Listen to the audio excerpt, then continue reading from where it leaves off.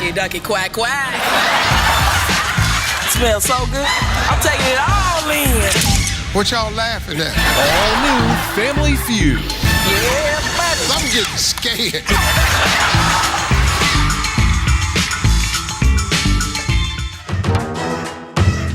Brought to you by We Are the Caring Store, waiting to serve you. It's time to experience independent living. Visit us today. Jamaica, make we do the right thing. Make we live good today for a better tomorrow. Talk it out. Don't fight it out. The time by the Ministry of National Security is 6:30.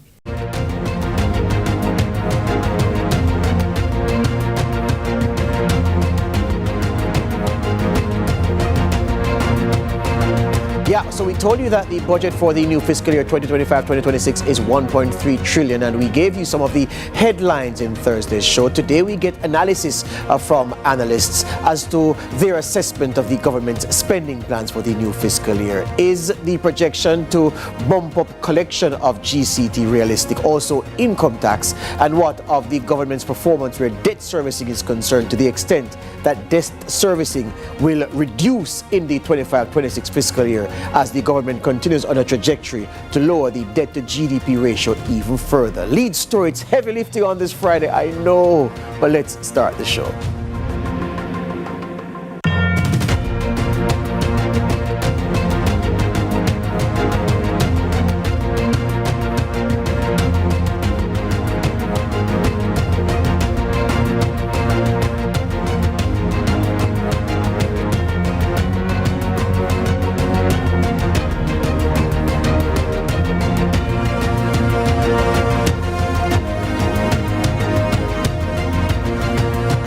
Welcome to Lead Story here on CVM TV on this Friday, and it's needful to start with a statement from the Minister of Finance and the Public Service, Favour Williams. She says she wants to respond to comments in the public domain that the budget for the 2025-26 fiscal year represents a significant, well, not a significant, but a cut from last year. She's saying not quite, because the cut can be explained. It's not a cut in real terms. Here's what she says. She says that there are indeed spending cuts that are specifically related to Jamaica's debt servicing, amortization, and interest payments she's referring to.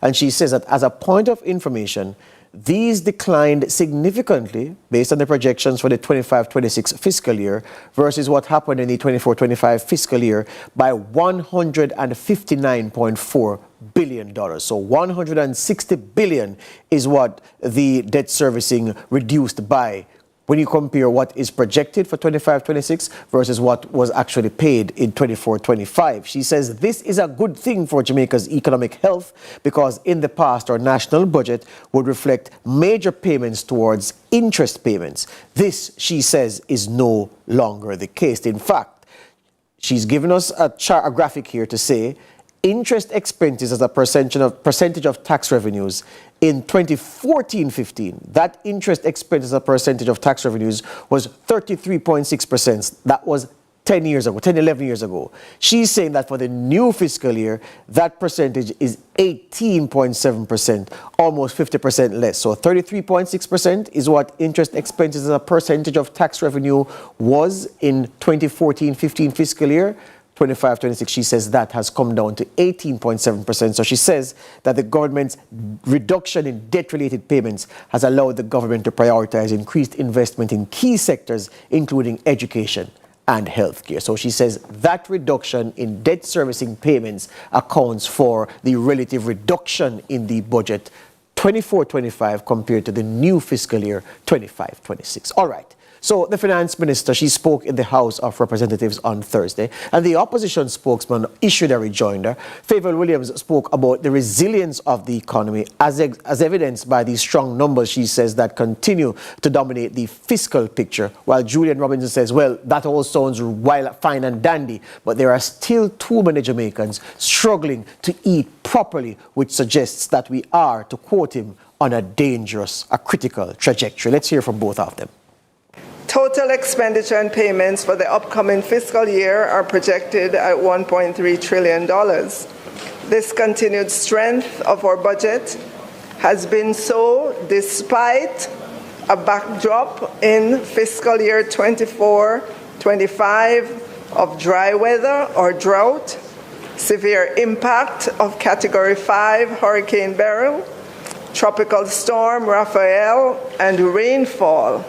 Madam Speaker, rainfall in all 14 parishes during the month of November that ranged between a minimum of 125% all the way to 300% of the 30-year mean rainfall for the month of November, according to data from Minister Samuda and the Met Office.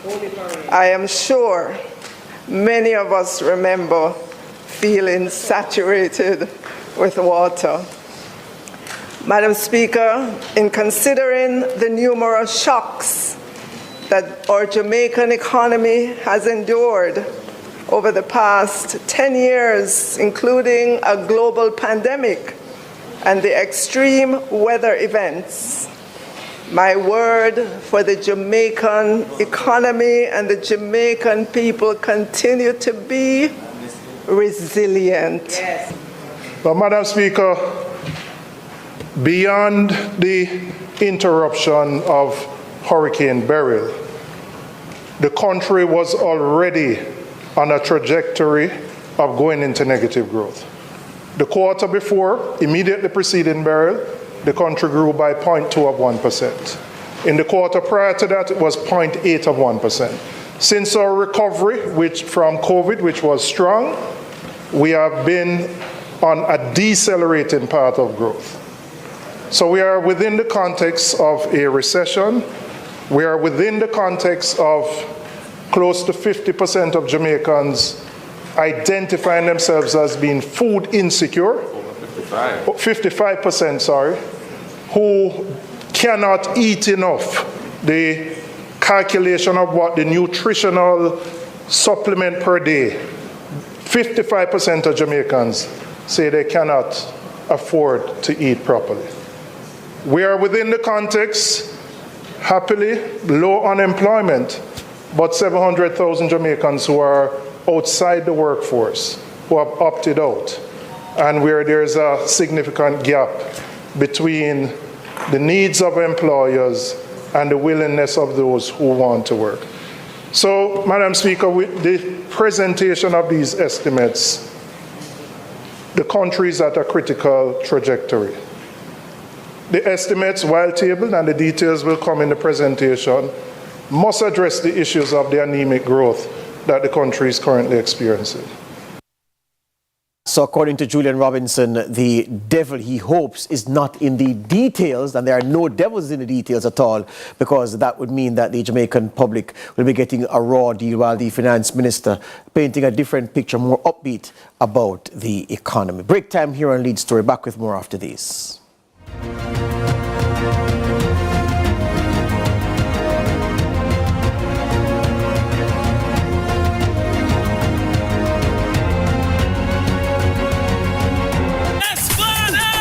Wagwan people, it's episode 4, you know, and things are only getting hotter and hotter this season. Them place I'm pass every day. Bye-bye, friend. Good morning. Well, I am so excited because we're going to Church on a Rock. I really experienced God at Church on a Rock. Listen, we're going to a church that if you never hear about it, is because your ears were closed.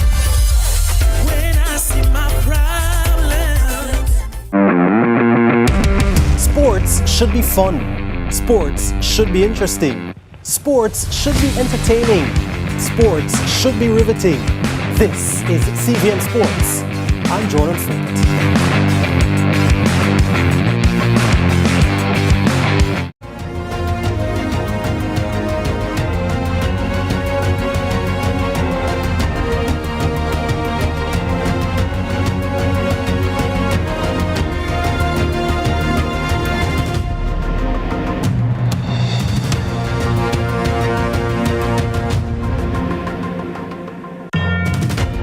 Welcome back to a Lead Story here on CVM TV. All right, so let's take you into some of the numbers now. So we can tell you what the budget was for the, is for the 25-26 fiscal year, and remind you of what it was for the 24-25 fiscal year. So 1.38 trillion, That was after supplementary estimates took it up to 1.38 trillion, which means that for this figure for the 25-26 fiscal year of 1.26 trillion, it is very likely to be higher than that when the supplementary estimates are tabled next year. Well, you expect the second or third, if they go to 3, to be tabled in early in the new year. Yeah.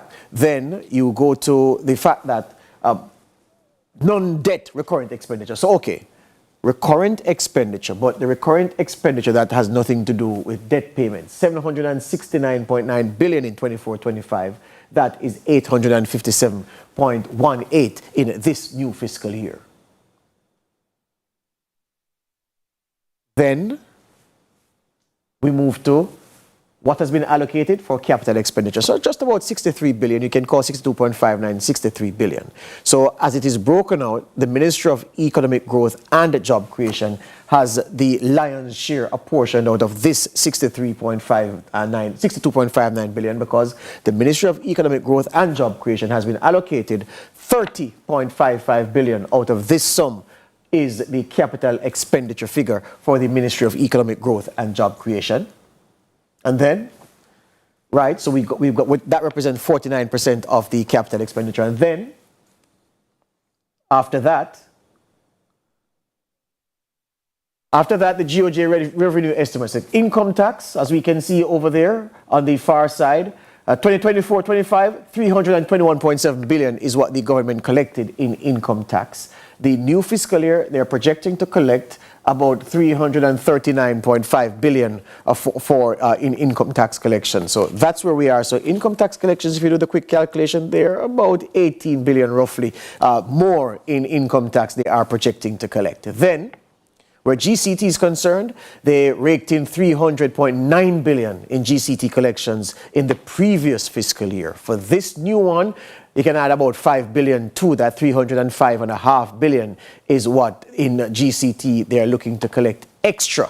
And TAJ will have its work cut out to ensure that every penny of that number comes in. The government usually celebrates if they're running ahead of a schedule or ahead of projections where collection of that is concerned. So to the SCT, the special consumption tax, 99.1 billion in 24-25 is actually what was collected, and just a smidgen more 25-26 at 100.4. So those are some of the big numbers from the budget for the new fiscal year, and the collections show that the government is not expecting a significant increase in any one area. GCT certainly catches the eye along with income tax, but alongside SCT, those are the three headline revenues areas for the government, and they're expecting that much of the 900-odd billion in revenue and in tax revenue that they're hoping to collect will come from those three sources: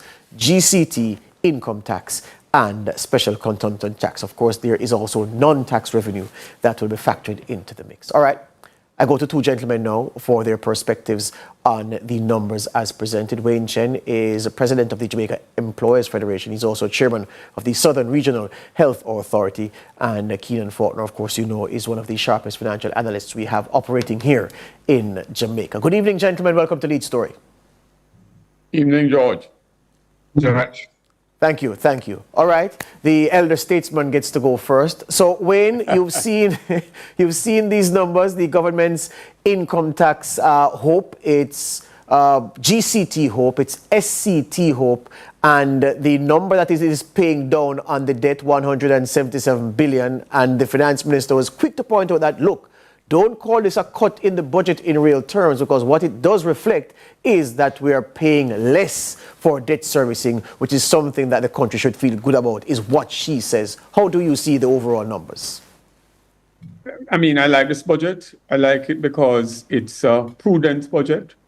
It resists the temptation in an election year to run with it, which is a significant milestone that we have been able for a decade, more than a decade now, to really continuously reduce debt servicing. Those of us who are, elder statesmen are really proud of George, because you remember in your early days of journalism when we were having these discussions. Yes. will be over half the budget would be around debt servicing. Yes. Of which interest payments will be more than 50%. So we have to. It might not mean much to the ordinary Jamaican that the Minister of Finance can release such a bland statement to point out that, you know, the not a big deal that the budget is going to be less than last year's. I mean, it's 1.26 trillion versus 1.38 trillion after the supplementary. And the difference, 100 billion, is really a saving. Yeah. We're paying lower interest rates. We're paying on a lower stock of debt. Yes. And it's a good thing. Yes, hold it right there, Wayne. Hold it right there, Wayne. Let me take the break. Let me take the break and come right back and you can expand on your thoughts. This is CVM TV.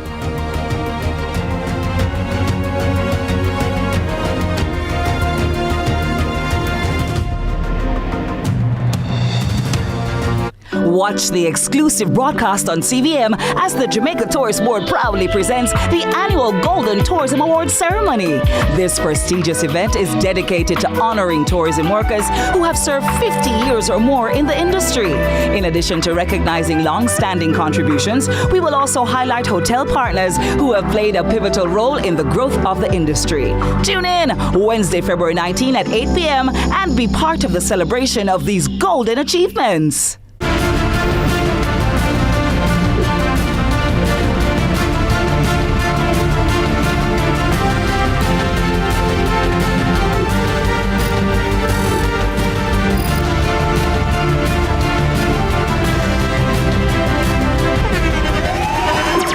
The internationally acclaimed On Stage with Winford Williams. At a new time, Saturdays at 8 p.m. on CVM TV. So much more than entertainment.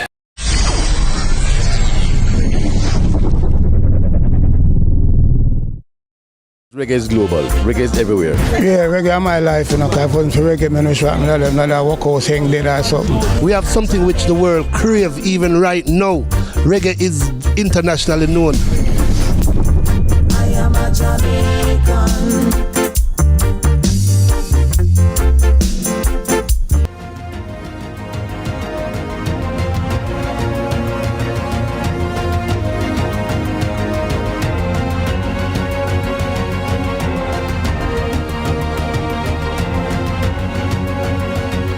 Welcome back to Lead Story here on CVM TV. The veteran Wayne Chen says, you know, it's a refreshing thing to be considering a budget with these numbers given the many years we were fretting about the numbers as presented in the estimates of expenditure, given that debt servicing hoovered up such a large chunk of the budget with pretty, not much left to do capital projects, not much even to do recurrent, to cover recurrent expenses. He's saying that it's a good thing that we are not in that space anymore. I want to come back to you, Wayne, but just let me get the initial thoughts of Keenan Faulkner to the numbers as presented by the Finance Minister and her explanation that the reduction, the perceived cut, is a reflection of savings where debt servicing is concerned. Keenan.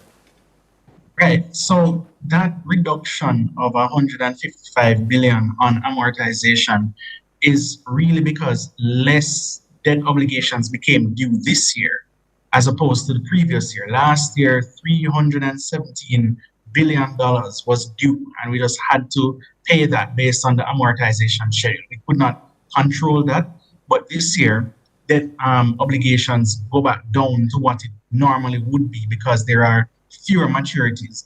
Overall, the budget numbers, the headline figures that are being given, I think it retains that element of preserving macroeconomic stability in the sense that, you know, you even look at new borrowings. New borrowings amount to 158 billion, which is 30 billion less. So we're borrowing $30 billion less this year compared to last year. However, it does not really leave much room for everything else because recurrent expenditure has gone up, but most of that has gone into wages. So programs has gone down by 11 billion.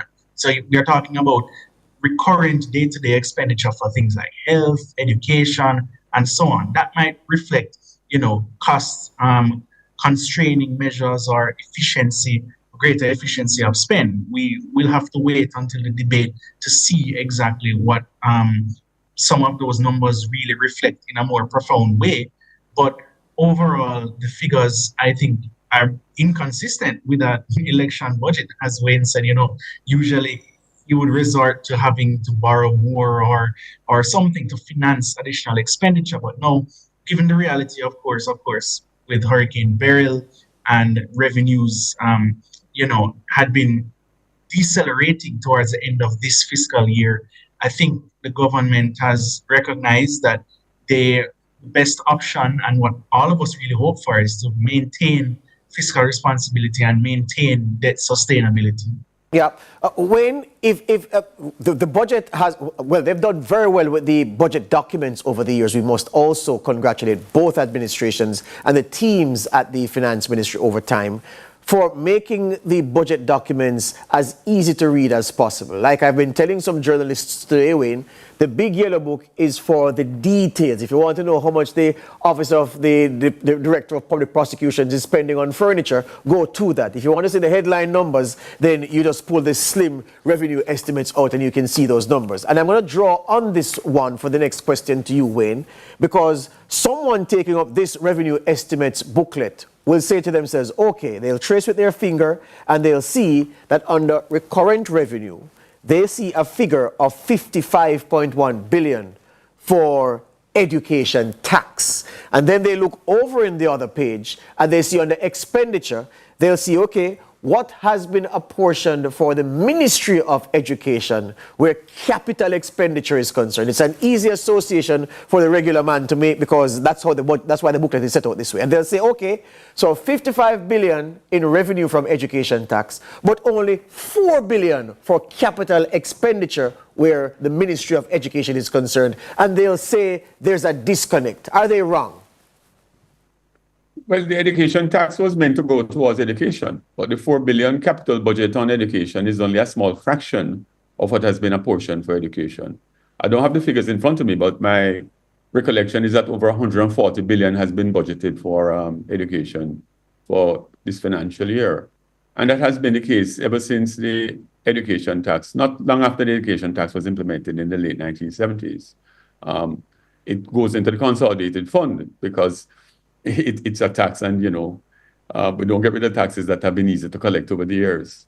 Unfortunately, it's been a tax on formal employment in Jamaica, but that's a whole other discussion. Yeah. The fact is that another thing that we should note is that I haven't heard any announcement of any new taxes. Yes. We're getting more efficient. Yeah. And the document you have in front of you is another untold story. And it's the improvement in the capacity at the Ministry of Finance. Yes. It has become a much more efficient and better ministry over the last few years. Yes, absolutely and so. That is a very, very important thing to note. Yes. It's not newsworthy, it's not headline worthy. It's not sexy. But it's not sexy at all. Yeah. But the capacity of your Ministry of Finance to better manage $1 trillion in public funds is something that we have to note. Not get complacent, because I have a lot of thoughts about our pace of digital transformation, our anemic growth in productivity in the country. And it all feeds back into how stable and strong and sustained economic growth has eluded us for decades. Yeah. And that has to be the next gear that we find. Yes, absolutely. We've done remarkably well.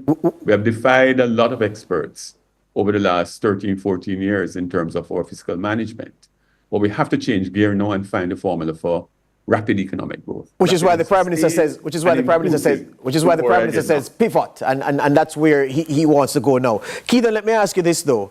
Of the 63 approximately billion that is set aside here for capital expenditure only, the Ministry of Economic Growth and Job Creation hoovers up about 40% of that at 30.5 billion out of a 63 billion allocation for capital expenditure. Of course, under economic growth and job creation come water and works and the like. What does that suggest about the government's priorities, given that this ministry takes up almost half of the total expenditure allocation for the new fiscal year?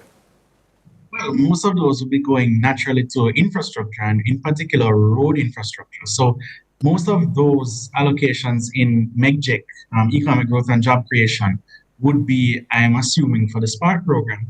And it has always been this way in the last couple of years, where most of capital expenditure goes to MEGJEC. But given that the allocation is relatively flat this year, because it's round about the same, 62 billion compared to 61 billion, I think the government has in mind that it makes sense to allocate what they know it can spend instead of over allocating and then having to revise downward, as what happened last year and the year before that and the year before that. So there is a capacity issue in terms of the ability to execute technical expertise. So we have the money, we got the money based on our reforms, it freed up the resources, but it is not able to be matched by capacity to now spend it. And so it's lagging behind, and it sort of has to catch up. And it will take a couple of years before we can really say we're going to execute 100% of our capital budget to spend on infrastructure. And that's where you're going to get the growth. So if it's flat, you're not really expecting to get much growth. That's not a good sign in terms of trying to bump up the economy from the declines that we experienced as a result of Beryl and Raphael. So that is something, for everyone to collectively come together and say, how can we now execute and make our spending on capital infrastructure more efficient? Yeah, hear you on that. I'm almost out of time, but the last word for the senior citizen here. When the numbers, the numbers are now on the books, as we said, previous budget cycles would see us get the numbers and then wait with dread for the harrowing details to come in the budget debate. You're not having those feelings this time, are you? My anxiety is bouncing off what Keenan just said. Is a capacity. It's one of the ironies now that we have money that we can't spend. And if you look back at previous budgets over the last few years, billions have been left unspent in capital spending. Yes. And there's no doubt that, just to pick one area, infrastructure, our roads are in atrocious condition once you get off the highways. And I don't want to be a good mouth on this one, George, but we may not be able to spend all the money allocated for these programs. And it's a good thing and a bad thing. It's a good thing that we're not spending irresponsibly and that the guardrails to see that the money is well spent seem to be firm enough. But it's a bad thing that as a country, we have not yet developed the capacity to spend quickly and efficiently in areas that are actually critical to economic growth. Hear you on that. And sustained economic growth. Hear you on that. I'm being chased out of the studio. Thank you very much, Wayne. All the best to you. And appreciate it as usual, Keith, and all the best. Good to be on with you, youngsters. Thank you very much. All right, so the devil and the details will collide when the budget debate opens and the finance minister opens the budget debate. Of course, the prime minister will make a contribution. The leader of the opposition will contribute, and the opposition spokesman on finance. They are the individual who will spar over the spending plans for the country for the next fiscal year, which starts on April 1. The budget debate to start in a few days' time. That's my time. I make way now for Curlin, who's presenting the news at 7.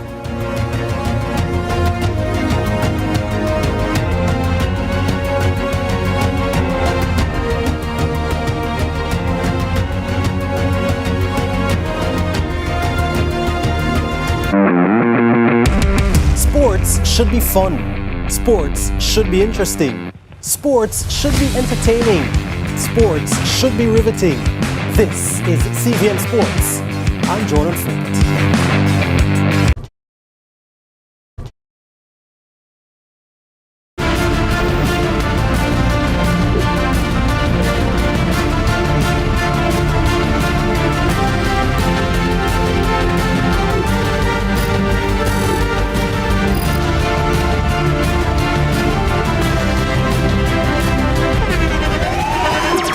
The internationally acclaimed On Stage with Winfred Williams. At a new time, Saturdays at 8 p.m. on CVM TV. So much more than entertainment.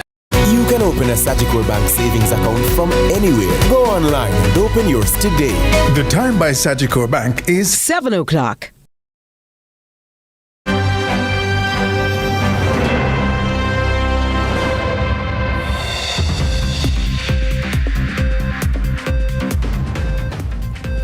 Tonight in CVM News at 7, we track the SSL saga with Usain Bolt's attorney. Dalrymple-Philibert fined $900,000 for integrity breaches. Craig Mill Bridge declared a disaster. Mayberry Investments CEO Patrick Bataille, he speaks to the business report. And pumpkin continues to go nuts in traditional flavors. While in sports, our Friday feature, the winner's edge.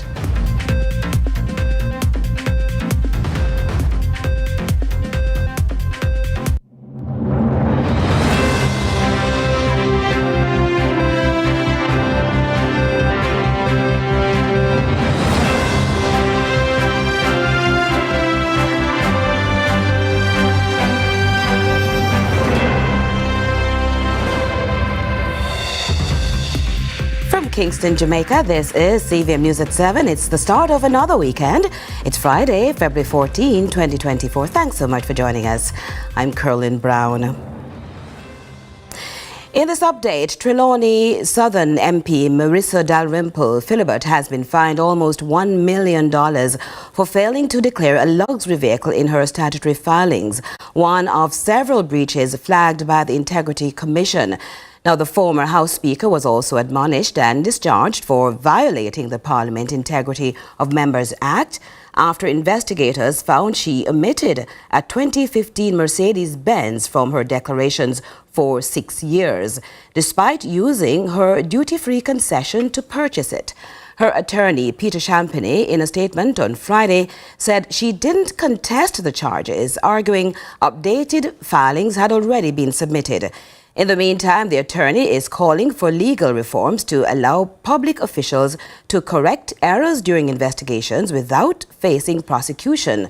Dalrymple-Philibert resigned over the scandal in September 2023, but was re-elected 2 months later and is now back in Parliament. Linton Gordon, the attorney for 8-time Olympic gold medalist Usain Bolt, is vehemently defending his client against what he describes as victim blaming narratives circulating in the media. He argues Bolt is entitled to seek answers regarding his financial losses. He also questions the motive behind some of the recent comments. Here's Andre Jebenson with that update. The 8-time Olympic gold medalist ruled the 100-meter dash, but he is facing hurdles in recovering the millions of US dollars he lost at the now-defunct Stocks and Securities Limited SSL.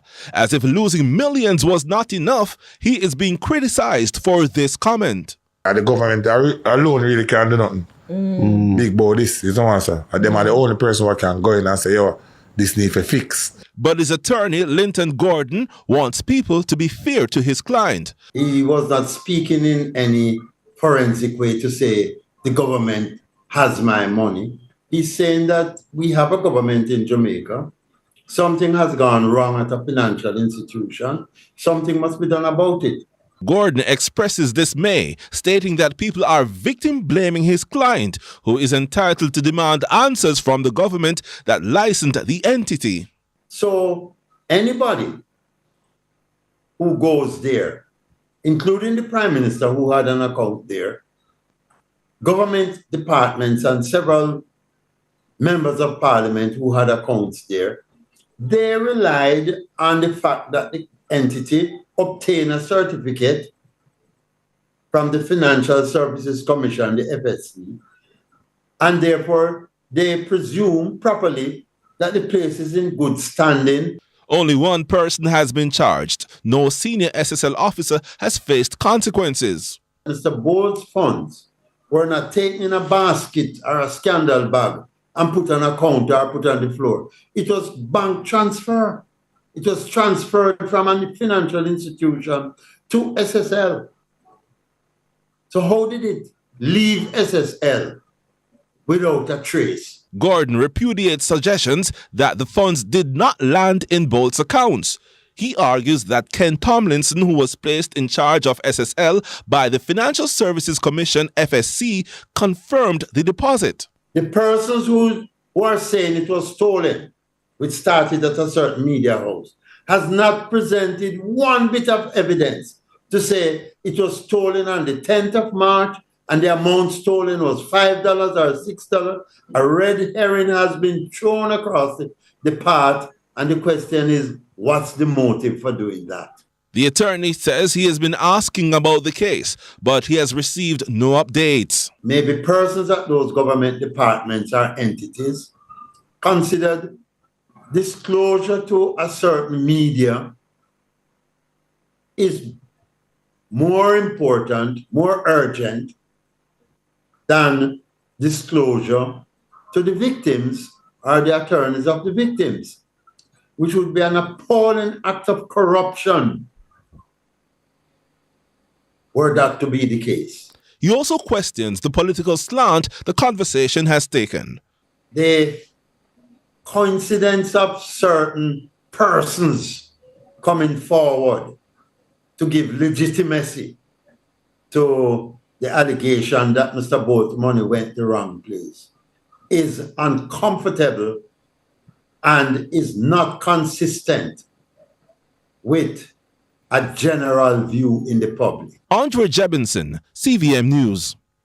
And still more updates from our newsroom. The government is now looking into possible temporary solutions for Portland residents who are unable to access communities since a bridge collapsed late last year. However, it seems only pedestrians will benefit. Trisha Gay Kelly has that follow-up.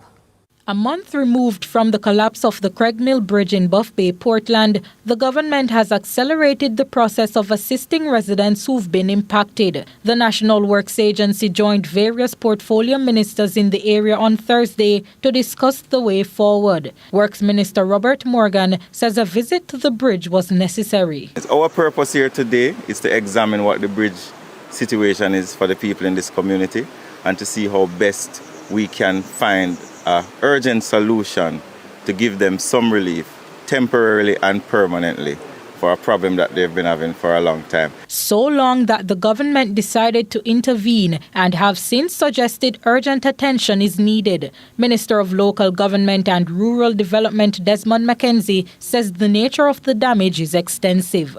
We consider this to be a real emergency. So under the Disaster Risk Act, we are going to declare this a disaster for immediate attention. So with effect as of tomorrow, this will be designated under the Disaster Risk Act. The residents have been suffering, even financially, as a result of the loss of the structure. It's for this reason that Member of Parliament for Western Portland, Darrell Vaz, is lobbying for something to be put in place until the bridge is restored. What I want to see right now is what can we do to get a temporary bridge for the pedestrians and a permanent bridge for the area. This is 4 communities that this is the only entrance in and exit out of. So you have Craig Mill, you have Whitehall, you have Belvedere, and 1 or 2 others. Fact of the matter is that there is no workable solution in terms of an alternate route.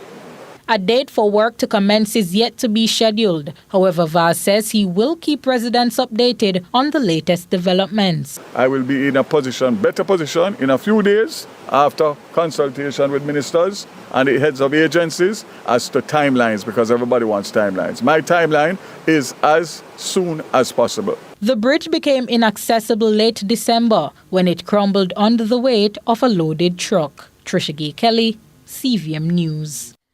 Major spending cuts have been indicated by the Andrew Holness-led administration for the next fiscal year. Now, while mention has been made of factors behind the economic downturn, the opposition fires back, arguing the country was already in decline. Britannia Witter has that report. Minister of Finance and the Public Service, Favour Williams, presented the government's expenditure estimates for the upcoming fiscal year 2025 to 2026, revealing a reduced budget of $1.26 trillion compared to $1.38 trillion for the current fiscal year 2024 to 2025. The reduction, representing a 9% decrease, comes as the nation grapples with a contracting economy resulting in a looming recession. The fiscal year 2024 to 2025 has been marked by significant economic challenges, with the economy shrinking by 3.5% in the July-September quarter and an estimated further contraction of 0.5% in the October-December period. This marks a worrying trend, projecting a full-year contraction of 0.7% for the fiscal year ending March 31st, 2025. During her presentation of the estimates, the minister attributed the economic downturn to several factors, including Hurricane Beryl. Of dry weather or drought, severe impact of Category 5 Hurricane Beryl, Tropical Storm Raphael, and rainfall. Despite those challenges, the minister emphasized the economy's resilience as a credit to the Andrew Holness-led administration. Madam Speaker, the Jamaican economy did not become resilient overnight or just by itself on its own. The Jamaican economy has become resilient as a result of the people and the sound policies of this Andrew Holness-led government. These sound policies, Madam Speaker, are the building blocks of this resilient foundation. Meanwhile, opposition spokesperson on finance Julian Robinson responded by pointing out that the country was already facing a decline before the impact of Hurricane Beryl. Beyond the interruption of Hurricane Beryl, the country was already on a trajectory of going into negative growth. The quarter before, immediately preceding Beryl, the country grew by 0.2 of 1%. In the quarter prior to that, it was 0.8 of 1%. Since our recovery from COVID, which was strong, we have been on a decelerating path of growth.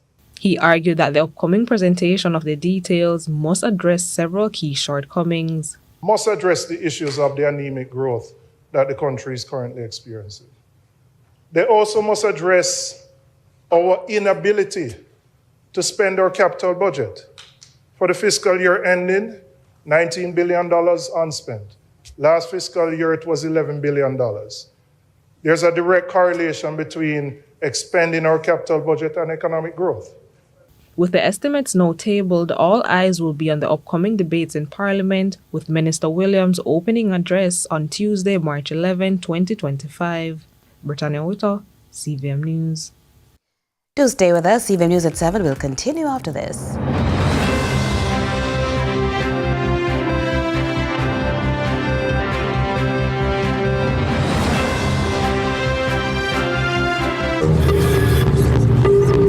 Join my private room.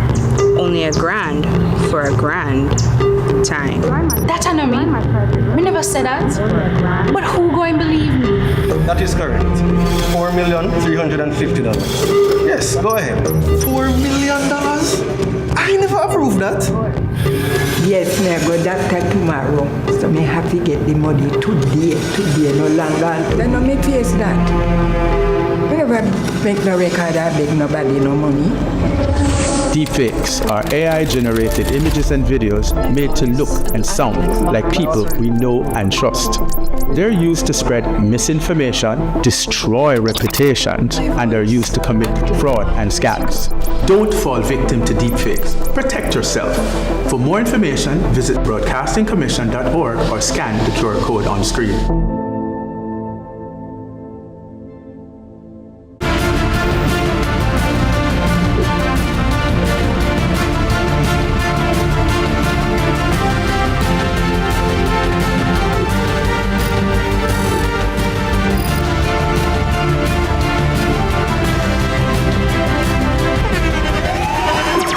The internationally acclaimed On Stage with Winfred Williams. At a new time, Saturdays at 8 p.m. on CVM TV. So much more than entertainment.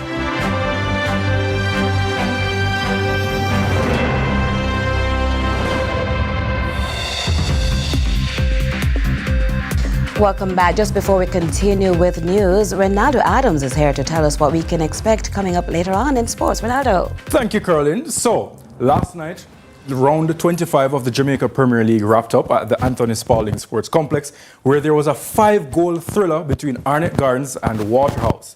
It was bad news, however, for the Jamaica Scorpions, who lost consecutive matches in the Regional Cricket Championship. Nonetheless, as you mentioned earlier in headlines, it's Friday, which means we have our winner's edge. Lots in store for sports. Of course, that's with Rohan Daly.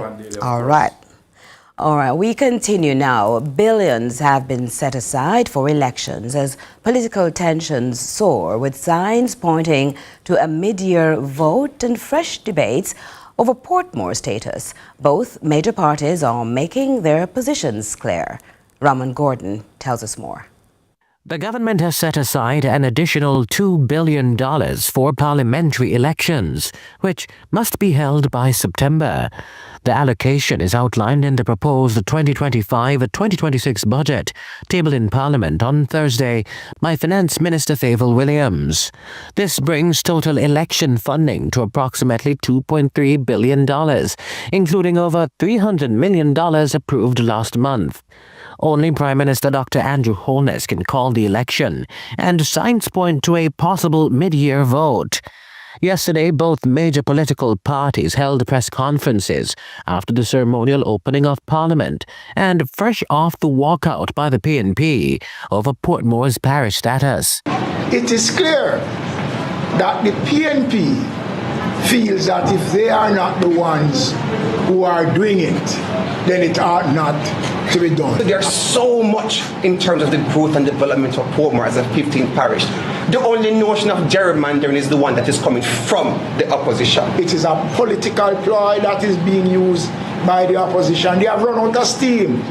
The opposition hit out at key issues, including the high-profile fleecing of sprint icon Usain Bolt. What is even more disturbing is that a confidential forensic report commissioned by the government of Jamaica has been selectively leaked to a particular media house in an attempt to discredit what Mr. Bolt said. So I'm calling for two things. One, for the government to release that forensic report. And the second thing is that the government must give us an update. What is the status of the investigations? The PNP also took jabs at the Prime Minister's row with the Integrity Commission and criticised the policy direction outlined in the throne speech. The economy is not doing well. They aren't speaking to how they intend to turn it around. They financed the budget for this fiscal year that's coming to a close by a one-off transaction, selling 12 years of future income, and we are very concerned because we're wondering how they intend to finance this coming year's budget without that money being available next time round. The opposition vowed to reverse key government decisions if it wins the next election, among them the controversial Portmore matter. It will never happen. So that is not something for us to contemplate. If Portmore becomes a parish, concerns remain that its elected mayor could be ousted, raising questions about democracy. The local government minister has committed to addressing those concerns in Parliament. Raman Gordon for CVM News. Now, come March 12, a 25% U.S. tariff will be imposed on steel and aluminium products, a move that has mounted concerns among local manufacturers and consumers about rising costs. However, experts believe this shift could present new opportunities for Jamaica's role in global trade. Champagnie explains. With fewer than 30 days remaining before the imposition of a 25% U.S. tariff on steel and aluminum products, some local manufacturers and consumers who are likely to see higher costs have grown concerned. But in spite of the impending changes, President of the Private Sector Organization of Jamaica, Metro Siaga, urged Jamaicans to consider the potential benefits that may result, such as demonstrating the advantages the country possesses as a potential logistics hub. Companies in the Far East that are currently manufacturing there that will now face tariffs may want to look at Jamaica as a place to do that manufacturing now. Those are huge advantages. And there are many others, too numerous to mention. But what we have to do is we have to be aware of them, see them each day, and react quickly to them. He expressed confidence in surviving any challenges that may arise, a view also shared by international trade specialist Dania Ashpole, who suggested some important steps to take in preparation for the changes. Jamaica has shown its resilience in supplying the region, so expanding that and looking at products that those countries typically would take from the U.S. or those products that would come through the US that would now be subject to higher tariffs going to those regional partners, and presenting Jamaica and Jamaican products as viable options to those imports. So it will take some analysis of the products that are currently coming into our Caribbean neighbors. Siaga added that local businesses are open to collaborating with other interests. Capital and business goes where the money is and where the available options are for us. So, yeah, we're gonna go where we can. The U.S. is a huge market. It's a rich market, and it's one that we want to have a relationship with. And the truth is that the tariffs that are charged on U.S. products are very low in Jamaica. We adhere to the World Trade Organization's rules, and the truth is the tariff structure in Jamaica is very, very low except for a few products. So I don't see that as being an issue. According to President Trump, the tariff effective March 12 will be implemented without exemptions. Shante McNeil, CVM News. And we'll continue with the news in a moment.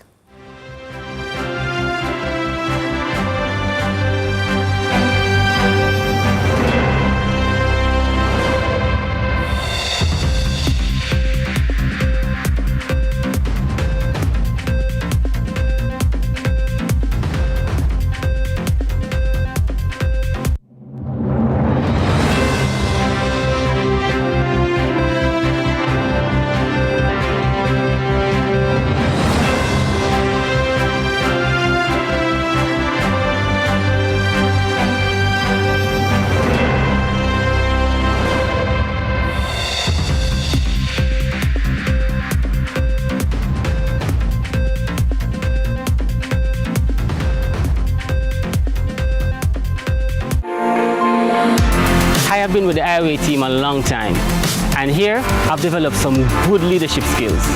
Over the years, the project has offered many job opportunities to Jamaicans. I am thankful to be part of the team. We started in 2003 with a vision for making Jamaicans' lives easier, and we'll never stop working for you. Our new vision involves building a legacy of excellence that inspires and empowers our customers and stakeholders. Highway 2000 East-West is now Trans Jam Highways for your best journey.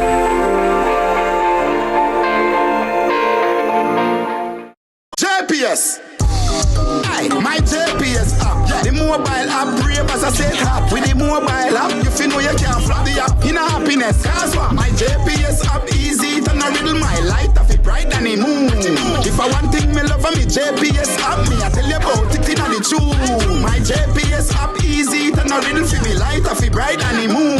If I want thing me love me JPS app, yeah we fully outside with the crew. JPS, pouring what matters. Sports should be fun. Sports should be interesting. Sports should be entertaining. Sports should be riveting. This is CVM Sports. I'm Jordan Fort.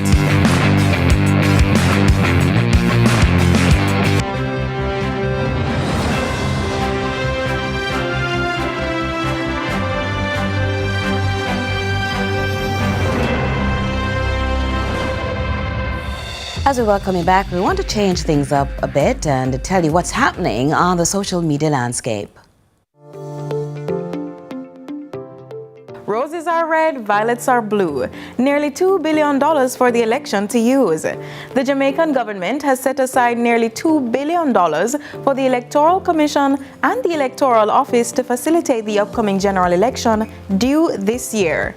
Here are some of your reactions.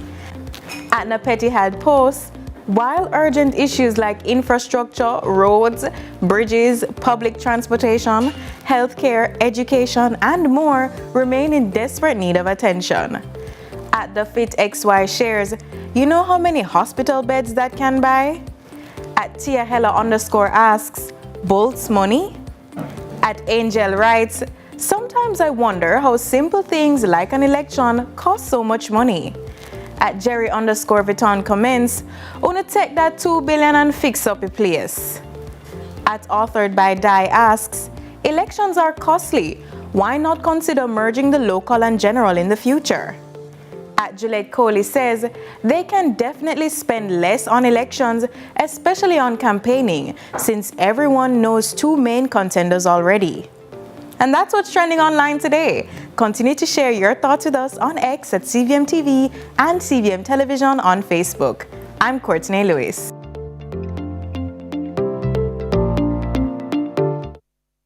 Thanks, Courtney, glowing in red and white. Well, last week we saw how palatable Dorrit Nolan made pumpkin by adding crunch to her special muffins and loaves. Well, this week she not only shares the main ingredients, she spices things up with a creamy feel-good for traditional flavors.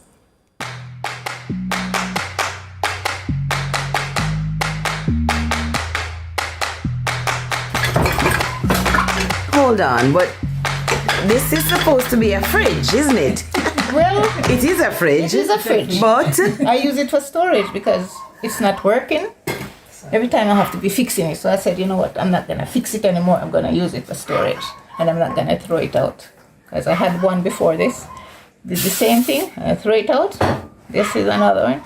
So I don't buy any more of these big fridges. I have one pastry fridge and one for like regular food. So this is the storage. Look at it, no man.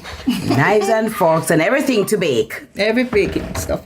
All the baking things you want to find. So don't try look for water or ice in this one. I'm having all the little things. that you need, It's right? smaller that because this is very important. This fridge here is very important. What do you have in your hand there? I want you to try this. Wonder what is it she wants me to try now. Everything in this kitchen right now has a yellow base. All right, so it's time for my taste. This tastes like eggnog. No. Tastes like eggnog. Pumpkin spice latte.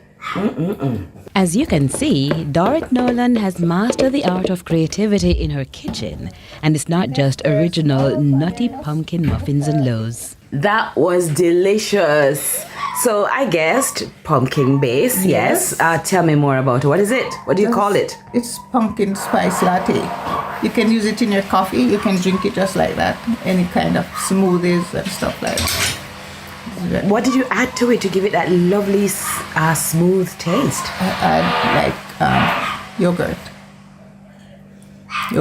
and the pumpkin mixed together and spices. Wow. That's it, yeah. Awesome. And sometimes I add almond milk to it. If it's too thick, you can add almond milk to it.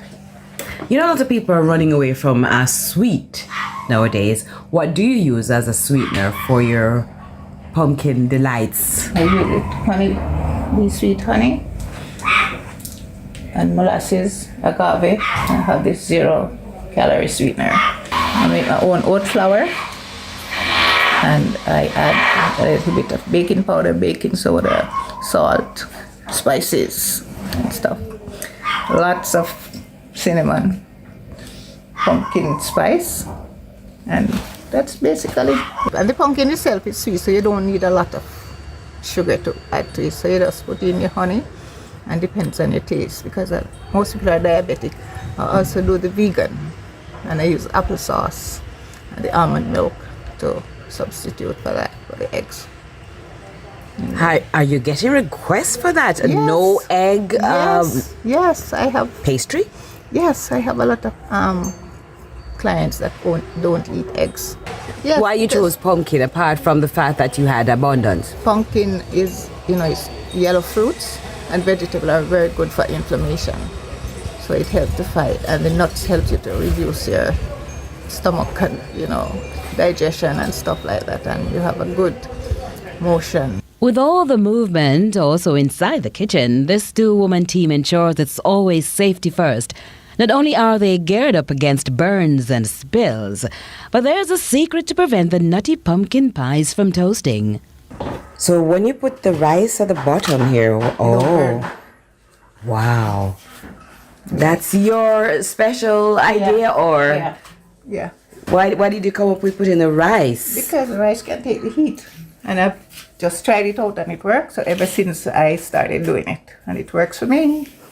Okay. So with a growing demand for healthy treats and cream substitute, Ms. Noland and Chapette have their hands full 3 to 4 times a week. They last as long as you want. All you need is cool storage after 3 days.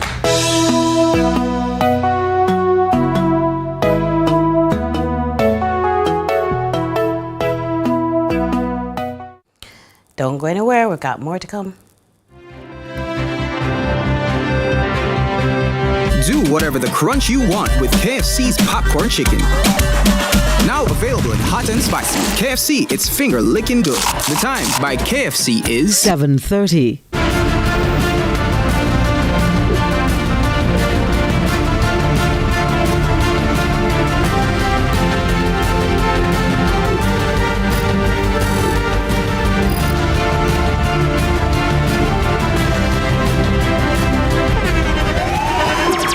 The internationally acclaimed On Stage with Winfred Williams. At a new time, Saturdays at 8 p.m. on CVM TV. So much more than entertainment.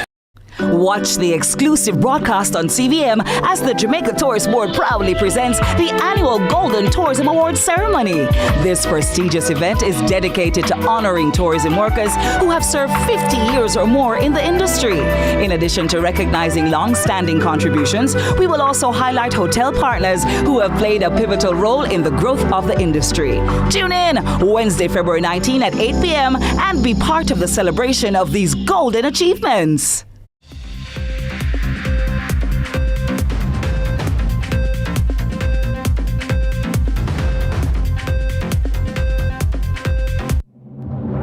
We welcome you back with the business news, and it's with Joel Crosskill.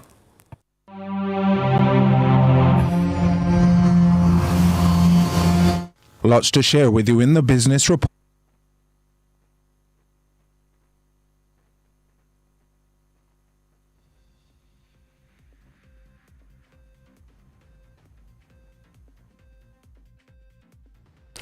We do apologize for that technical glitch. Are we going to go? Oh, wait, we are ready. Let's try again.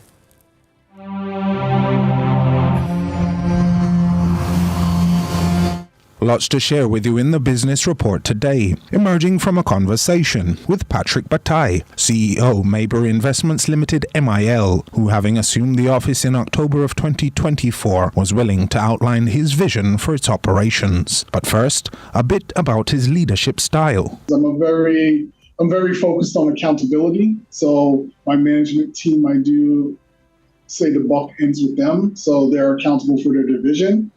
I'm also very big on innovation. Let's think outside the box. Status quo is not going to make us continue to make money, so we need to be creative and innovative, which Mayberry has a history of being, as well as a owner's mentality.